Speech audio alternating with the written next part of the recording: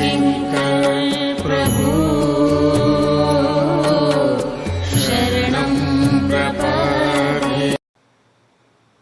मैंने एक वेद पहले कह दिया था कि संत सहाय दुख परहित लागी और अपर दुख हेतु असंत भागी।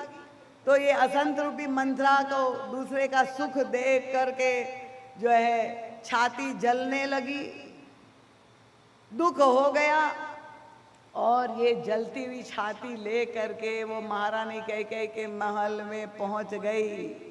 और वहाँ नाट्य कला में इतनी निपुण थी मंथरा के तुरंत ही नकली अश्रु प्रवाह, वो स्त्रिया चरित्रम, रोना शुरू कर दिया, अश्रु बहा रही है। तो असंत रोते हैं तो संत नहीं रोते क्या? महाराज जी तुरंत कैमरा गया, भरत जी महाराज वहाँ, धन्य है भरत जी महाराज, निरंतर अश्रु प्रवाह उनके भी आंखों से हो रहा है। भगवान का स्मरण करते हुए नंदी ग्राम में भरत जी महाराज जो आज्ञा लेते भजन करते भी अश्रु प्रवाह। तो संत भी रोते हैं और असंत भी नकली आंसू, क्योंकि हमें पहचान करनी है असंतों की, नकली आंसू वो भी बहाते हैं। और अश्रु प्रवाह करते हुए महारानी कैकेयी के सामने चली गई। महारानी कैकेयी उनके स्वभाव से अवगत थी, हंस पड़ी। वे जानती थी, देखिए मंथरा के प्रति अगर कोई अयोध्या में पूरी तरह से सावधान था तो वो एक दूसरे संत थे और वो थे श्री लक्ष्मण जी महाराज। वे इतने सतर्क थे कि अयोध्या में जब भी समस्या आएगी तो यहीं से समस्या आने वाली है, इसलिए समय समय पर उसको फटकारते रहते थे, डांटते रहते थे। पर ये संत शिरोमणि लक्ष्मण जी भी जब घोषणा हो गई राज तिलक की, वो भी निश्चिंत हो गए कि अब तो घोषणा हो गई, अब ये कोई बाधा पहुंचा नहीं सकती। बस एक ही तो रात बची है। असंत का प्रभाव आप देखिए कितना भयानक हो सकता है। ये स्व और पर की भेद बुद्धि, एक अकेला असंत महारानी कैकेयी के सामने नकली अश्रु प्रवाह करते। जब महारानी कैकेयी ने पूछा क्या लक्ष्मण ने फटकार लगाई, अब ये बोलने की कला में, वक्तृत्व कला में कितनी उत्कृष्ट है ये असंत रूपी मंथरा। देखिए भरत जी महाराज की भी वक्तृत्व कला की गोस्वामी तुलसीदास जी ने जब वे भाषण देने के लिए बोलते हैं, सुगम अगम मृदु मंजु कठोरे, वो कहते हैं उनकी जो वाणी है ऐसी विलक्षण है, पर ये असंत की वाणी कोई कम चमत्कारी नहीं है।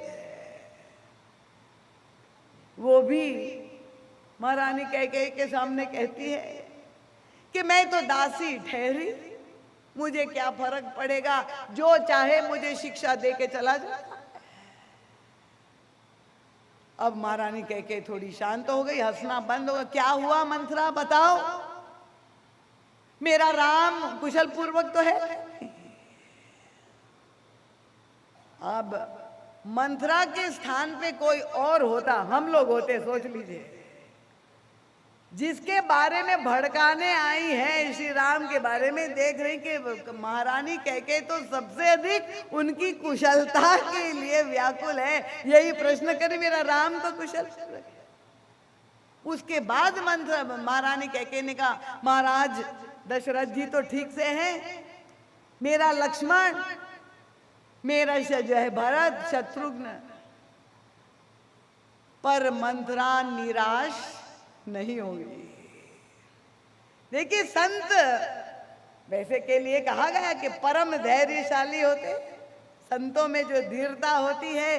भरत जी महाराज के गुणों की प्रशंसा करते हुए गोस्वामी तुलसीदास जी थी, भरत कमल कर जोरी, धीर धुरंधर धीर धरी, वचन अमीय जनु बोरी,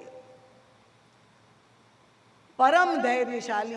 धर्म रथ के दो पहिए में धैर्य को एक पहिया कहा गया, संत का व्यक्तित्व पर ऐसा नहीं कि असंत बड़े उतावले चंचल होते हैं। गोस्वामी जी कहते हैं कि मंथरा कितनी अधिक धैर्यशाली थी, निराश नहीं हुई। उसने कहा महारानी कैकेयी चाहती तो है राम की कुशलता, पर मैं जानती हूं, बड़ी मनोविज्ञान की पंडित थी, क्योंकि मंथरा महारानी कैकेयी के मैके से दहेज में आई थी, गिफ्ट में, और इसलिए वो आनुवंशिक रूप से पितृगृह के जो संस्कार थे, किस तरह से महारानी कैकेयी पली है, पिताजी के जो संस्कार रक्त में है, वो सब अवगत है। और इसलिए उसने यही कहा कि सब लोग जो है प्रसन्न हो रहे हैं, मुझे क्या, तुम हो इतनी सीधी, मेरा तो हृदय जो है आग लग रही है, मैं तुम्हारी जो है कष्ट, तुम्हारा अहित नहीं देख सकती हूँ, और इसलिए मैं कष्ट में हूँ, क्योंकि समाचार दे दिया। आज क्या बात है मंथरा, बताओ। उसने कहा राम का कल राज तिलक होने वाला। अब ये समाचार सुन के महारानी कैकेयी इतनी प्रसन्न हो गई, उसने कहा राम का राज तिलक, इससे सुखद तो कोई और बात नहीं हो सकती। मंथरा मैं प्रसन्न हूँ तुम पर, और मैं तुम्हें इनाम बख्शिश देना चाहती हूँ। क्या तुम्हें दूं मैं समझ नहीं पा रही हूँ, मुझे इतनी खुशखबरी तुमने दी, और इसलिए मैं कहती हूँ तुम जो मांगोगी मैं तुम्हें देने को तैयार हूँ। देहु तो ही मन भावत आली, जो तुम मांगो मैं देने को तैयार हूं, इतनी प्रसन्नता। और साथ में मंथरा ने जब कुछ ऐसी बातें कह दी तो महारानी कैकेयी रुष्ट भी दिखाई दी। खबरदार, मंथरा को कहा पुण्यस कबहू कहसी घर भोरी, तू हमारा घर फोड़ना चाहती है, भेद बुद्धि, पुनि धरी जीभ कड़ावो तो ही तेरी जिह्वा काट के फेंक दूंगी, अगर ऐसा कुछ अपशब्द मेरे राम के बारे में कहा तो। यही महारानी कैकेयी का जो व्यवहार है, जिसका हम दर्शन कर रहे हैं अयोध्या के राजमहल में, जहाँ श्री रामभद्र की परम सत्ता है, महारानी कैकेयी के ऊपर जो प्रभाव था, अयोध्या के संस्कारों का प्रभाव है, वो दिखाई दे रहा है। पर ये मंथरा नाम की असंत निराश नहीं हो गई ये सुन करके, बल्कि बदले में से भर गई। उसने कहा अच्छा महारानी, तुम मेरी जीभ कटवा के फेंक दोगी, याद कर लेना कि यही जिह्वा तेरे मुख में बैठ करके बोलेगी। वो महारानी कैकेयी की भी हितैषी नहीं थी, और इसलिए इतने कठोर शब्द से भर्त्सना करने पर भी ये असंत रूपी मंथरा ने हार नहीं मानी है। कितने धैर्यशाली असंत होते हैं, दूसरे को दुख देने के लिए कितना कष्ट सह सकते हैं। मंथरा जानती थी, क्या मनोविज्ञान की पंडित थी, कि ये बातें बड़ी ऊंची बोल रही है, राम से बहुत प्रेम करती हूँ, पर मैं जानती हूँ वास्तविकता क्या है।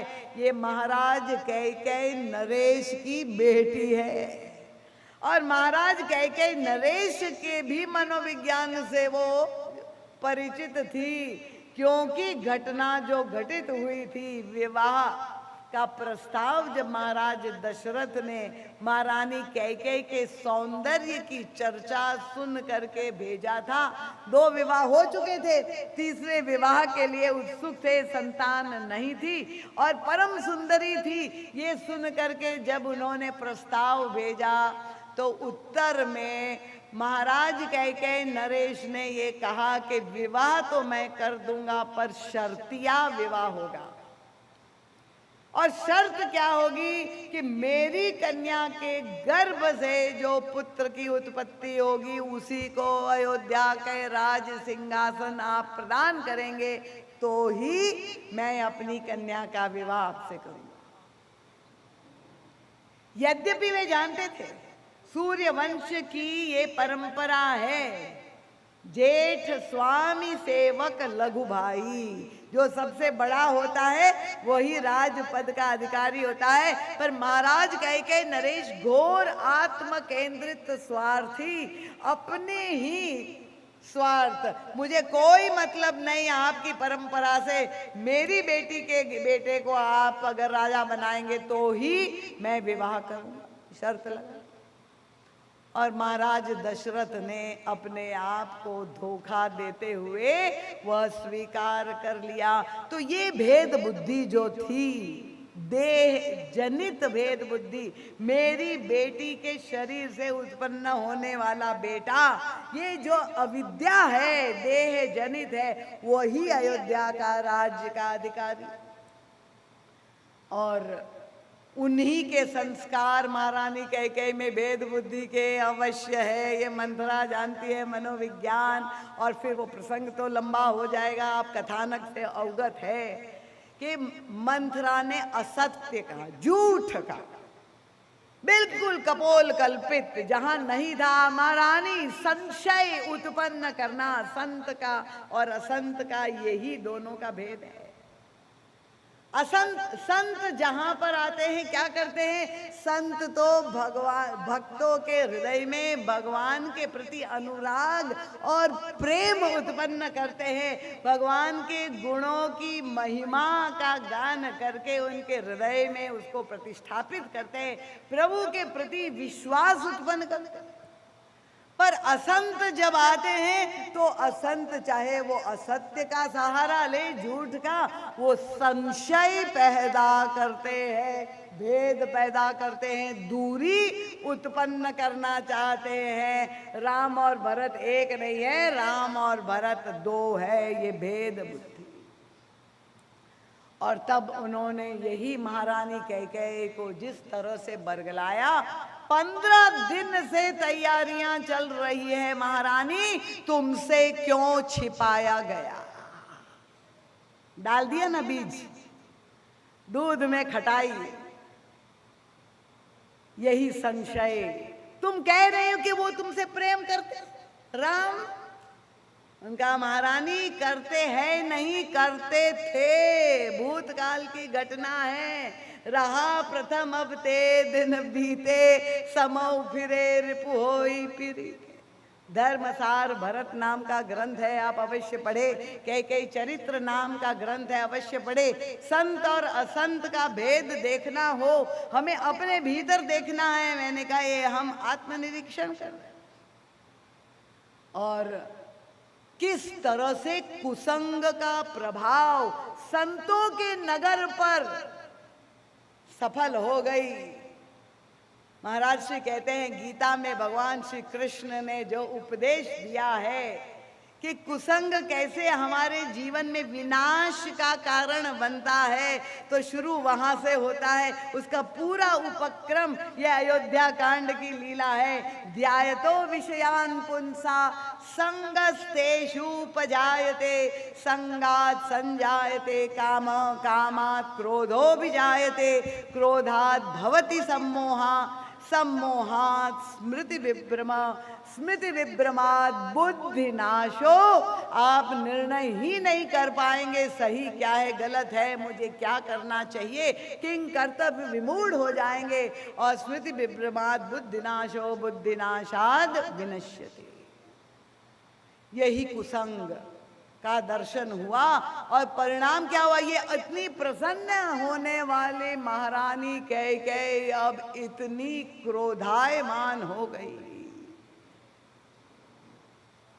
महाराज जी कहते हैं ये मंथरा कोई साधारण संत नहीं थी। एक और सामीप्य जो है, बराबरी मिली, समानता संत और असंत में। उनके संतों की क्या विशेषता है? उनको भगवान की कथा इनको बहुत प्रिय होती है। प्रथम भगति संतन कर संगा, दूसर रति मम कथा प्रसंगा। भगवान की कथा श्रवण करके, चाहे वो सिद्ध महामुनि ज्ञानी क्यों ना हो, जीवन मुक्त महामुनि जेऊ हरि गुण सुमिर, हरि कथा सुनाई निरंतर ते। भगवान की कथा संतों को अत्यंत प्रिय। श्री भरत जी महाराज यही हनुमान जी से बार बार कहते प्रभु की कथा सुनाएंगे। और असंत भी कथा में आते हैं कि नहीं आते हैं? आते हैं, मानते हैं आप? ये मंथरा भी कथा की बड़ी प्रेमी थी। ये संत और असंत का भेद करना बहुत कठिन है। संत भी कथा कहते हैं और असंत भी कथा कहते हैं।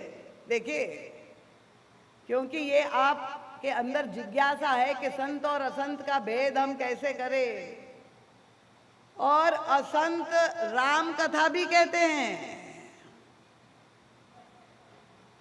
ये आप बिल्कुल स्पष्ट रूप से, मैं रामायण का निरूपण हम लोग कर रहे हैं।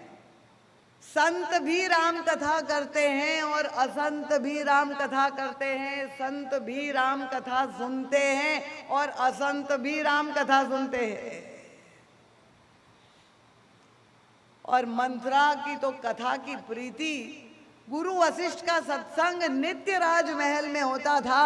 एक दिन भी नागा नहीं, एब्सेंट रेड मार्क कभी नहीं लगा, 100% प्रेजेंट।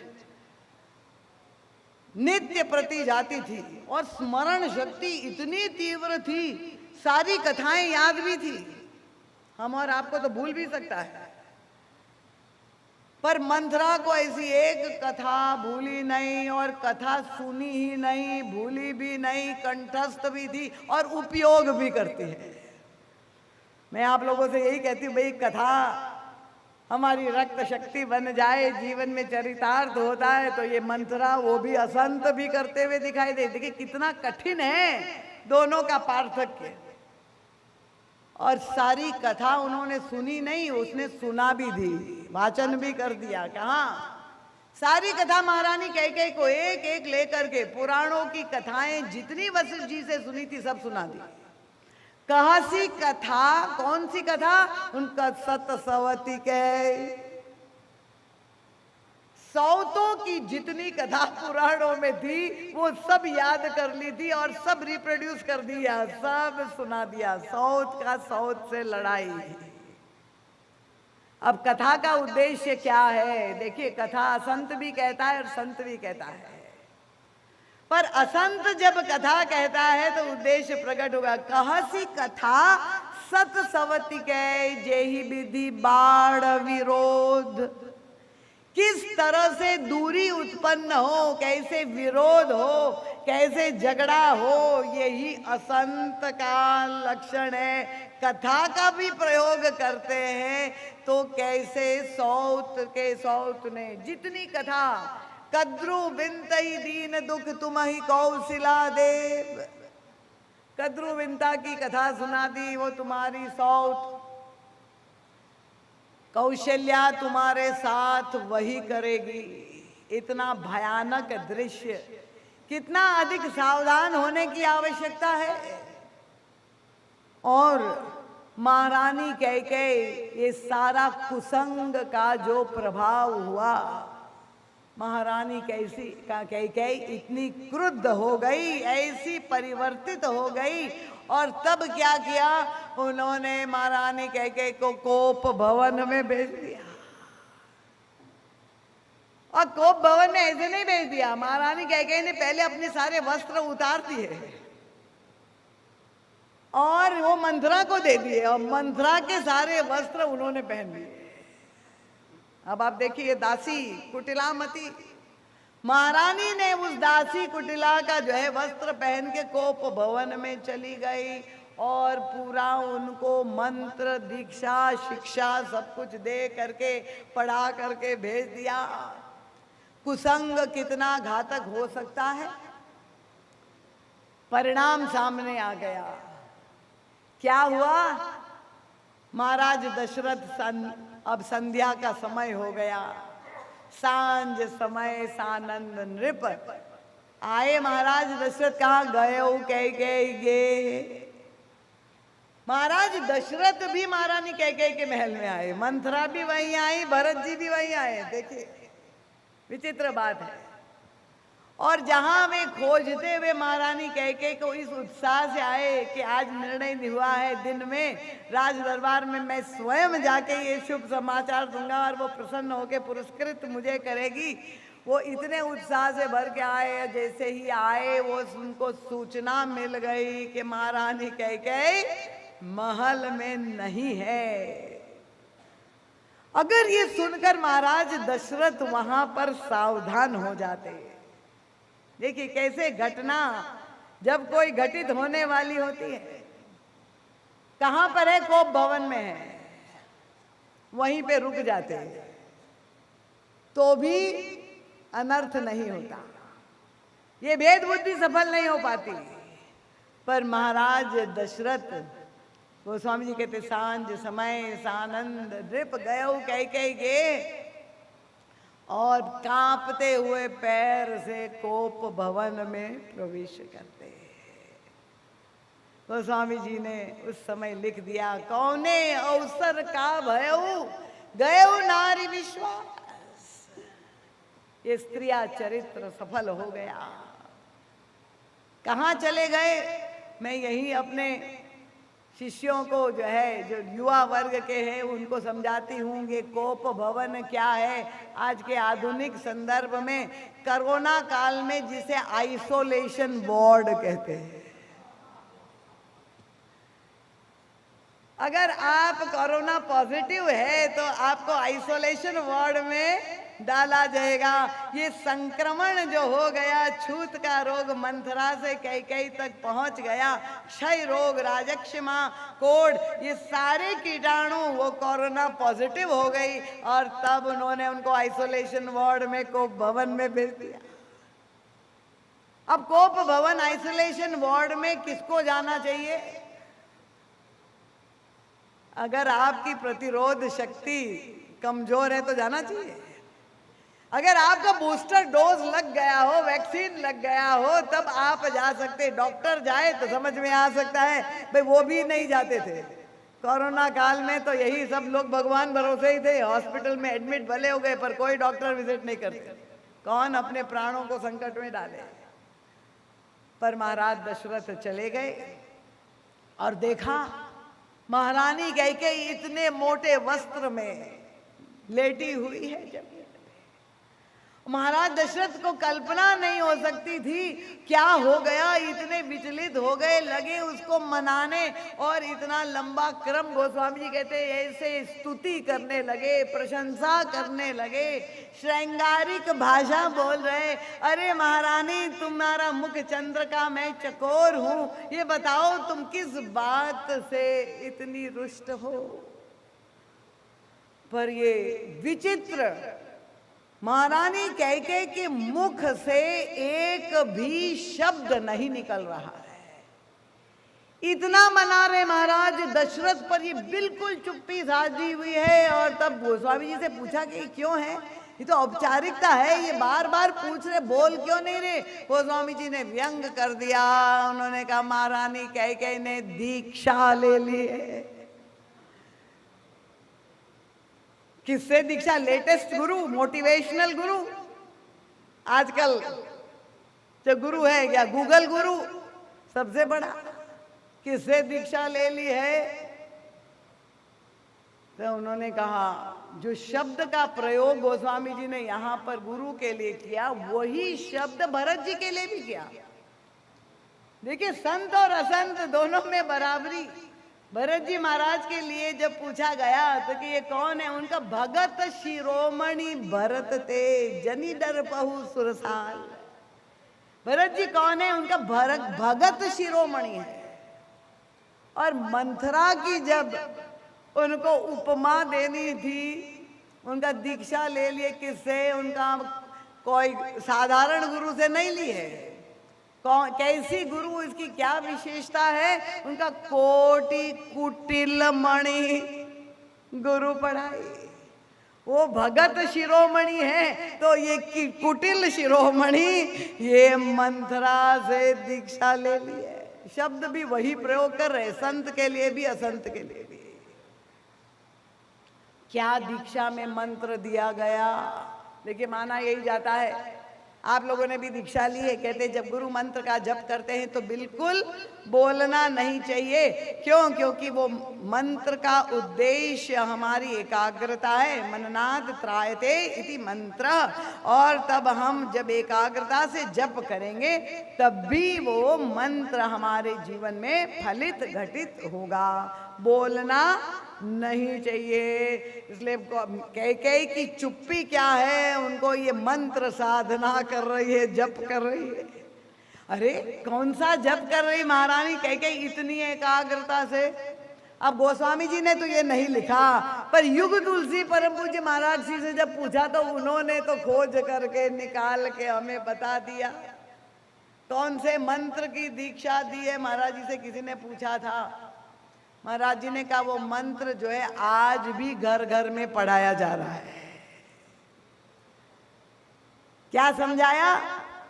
ये भेद बुद्धि रूपी मंत्रा ने समझाया कि याद रखना, भले तुम राम को अपना मानती हो, प्रेम करती हो, पर भूल मत जाना कि राम सौत का बेटा है, कौशल्या का बेटा है, भरत तुम्हारा बेटा है, और अपना अपना ही होता है, पराया पराया ही रहता है।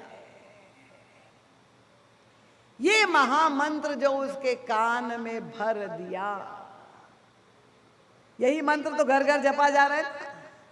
अपना अपना होता है, पराया पराया होता है। असंत यही मानते हैं। और अपने पराया का आधारशिला क्या है? वही देह।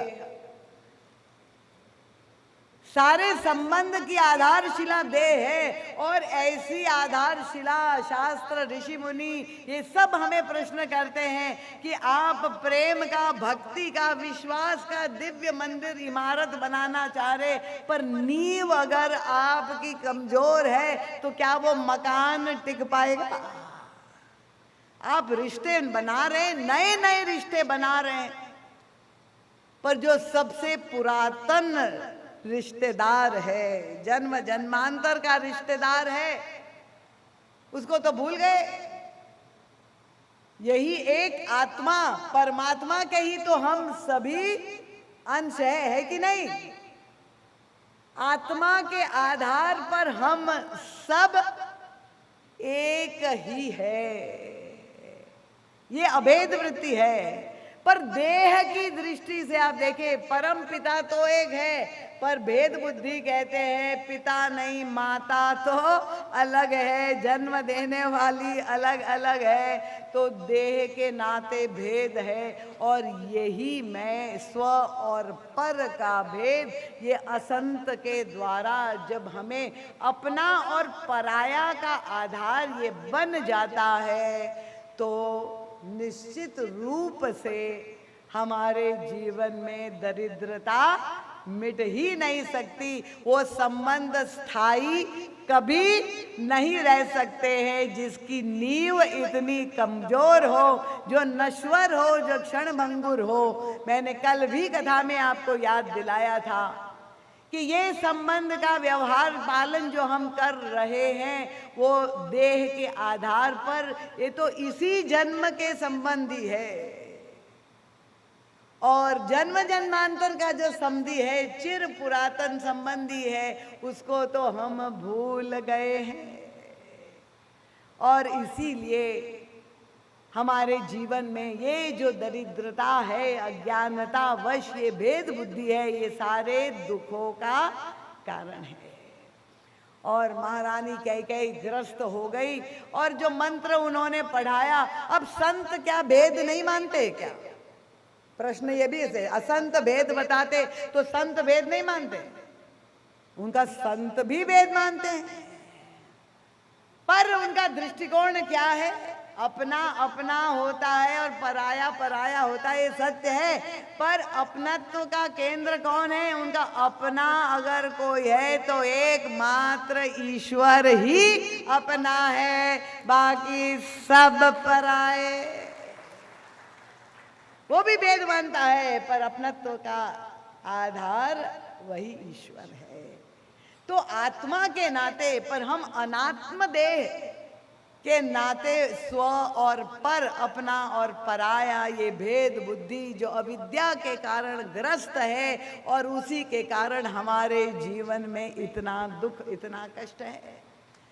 तो कथा भी सुना दी महारानी कैकेयी इतनी विपरीत, और तब जब वो चुप्पी साधी, ये भी उन्होंने एक मंत्र फूंक दिया था उनके कान में, मंथरा ने, कि जब महाराज दशरथ आएंगे, वो मनोविज्ञान की इतनी बड़ी पंडित थी, दशरथ जी का भी मनोविज्ञान जानती थी, ऐसे नहीं खाली महारानी कैकेयी, कि महाराज दशरथ इतने बड़े धर्मात्मा हैं, इतने बड़े सत्यनिष्ठ है। ये उन्होंने कहा भी महारानी कैकेयी के सामने, रघुकुल रीति सदा चली आई, प्राण जाए पर वचन न जाए। जैसे ही मंथरा ने उनको कहा कि तुम ये कहो कि तुम्हारे पुत्र भरत को राज्य मिलना चाहिए, महारानी कैकेयी तुरंत उनके सामने कहे कि बिल्कुल ठीक है मंथरा, मैं अभी महाराज को जाके याद दिला देती हूँ, मेरे विवाह के समय पिताजी को वचन दिया हुआ है, उसको पूर्ण करो, भरत को राज्य दो, राम का राज तिलक नहीं। पर ये गुरु, कोटि कुटिल मणि गुरु, देखिए मंथरा वेद बुद्धि क्या शिक्षा दे रही, उनका कदापि नहीं। वो जानती थी कि महाराज दशरथ के सामने अगर महारानी कैकेयी ने ये वचन याद दिलाया होता तो वो तो परम प्रसन्नता से तत्काल उस समय भरत जी का राज तिलक कर देते और घोषणा भी कर देते।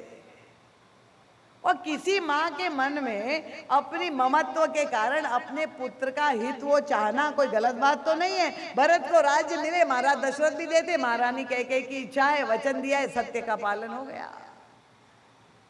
पर असंत किस सीमा तक कष्ट देना चाहता है? उसने कहा महारानी गलती से ये वचन नहीं याद दिलाना, भरत को राज्य नहीं, उनका अपने पुत्र को तो राज मिले वो ठीक है, पर जब तक सौत के पुत्र को कष्ट ना मिले, उसको वनवास ना मिले, उसको बन बन भटकना ना पड़े, तब तक आनंद अधूरा है। दो वचन मांगना, एक वचन नहीं। मेरे लिए सुख और दूसरे के लिए दुख। जब तक सौत को कष्ट इतना ना दे दे, ये जो लोभ से ग्रस्त वेद बुद्धि है, ऐसा पाठ पढ़ाया और उसने कहा इसलिए वचन नहीं, जब तक महाराज दशरथ के मुंह से राम की शपथ ना निकल जाए तब तक तुम कुछ मत बोलना। क्योंकि वो जानती थी कि महाराज दशरथ जितने बड़े सत्यवादी हैं उससे बड़े प्रेमी है।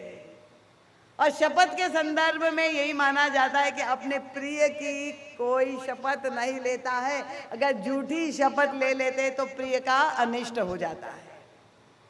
यद्यपि आजकल कोई भय नहीं रह गया है, लोग श्री राम किंकर